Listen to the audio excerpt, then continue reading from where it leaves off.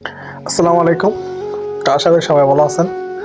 তো এটা হচ্ছে সেই জাদুঘর যেখানে আমাদের নবী হযরত মুহাম্মদ সাল্লাল্লাহু আলাইহি সাল্লাম মানে তাবুকে এই বাড়িতে থেকে যুদ্ধ করেছিলেন ইহুদীদের সাথে, মানে শেষ যুদ্ধ আছিল। হয়তো আপনারা অনেকেই এই কাহিনী ঘটনা শুনছেন, তাবুকের শেষ যুদ্ধ। তো এই বাড়িতে আছিলেন আর কি।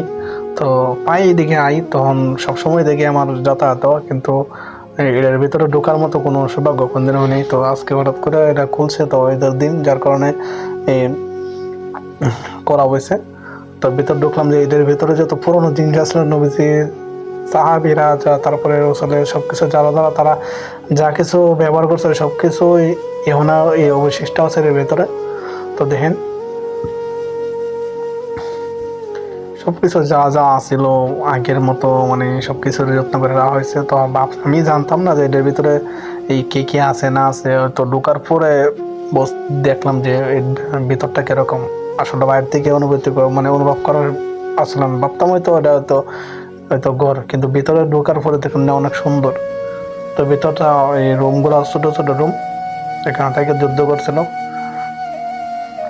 তো এটা দেখার সৌভাগ্য হয়েছে, তাই আপনারা সবাই দেখাইলাম। আল্লাহর কাছে শুক্রিয়া।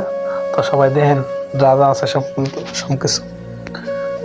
তো ভাবলেও অবাক লাগে যে এই জায়গাতে এ বাড়িতে আমাদের প্রিয় নবী হযরত মুহাম্মদ সাল্লাল্লাহু আলাইহি ওয়াসাল্লাম তার সাহাবীদেরকে নিয়ে যুদ্ধ করছিলেন। আর এটা ১,৫০০ বছর সেই আগের এই বাড়ি, যে বাড়িতে আমাদের নবীজি বসবাস করছিলেন অনেকদিন, প্রায় তো ২০ দিনের মতো আমি যতটুকু জানি।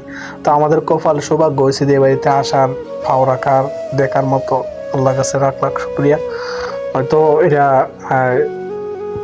একটা অবাক করার বিষয় যে না আমরা দেখতে পারছি, আমাদের অনেক স্বপ্ন ছিল, তো এরকম ভাবে স্বপ্ন পূরণ হবে কোনদিন কল্পনা করিনি। আল্লাহর কাছে শুকরিয়া। এর মাঝে অনেক পুরানো পুরানো জিনিস সবকিছু আগেরই যত্ন করে রাখা হয়েছে। আর রুমগুলো অনেকটা ছোট ছোট দেখেন, সবকিছু আগের মতো ঠিক যত্ন করে রাখা হয়েছে। ঠিক আছে, তো সবাই ভালো থাকবেন। আল্লাহ হাফেজ। সবকিছু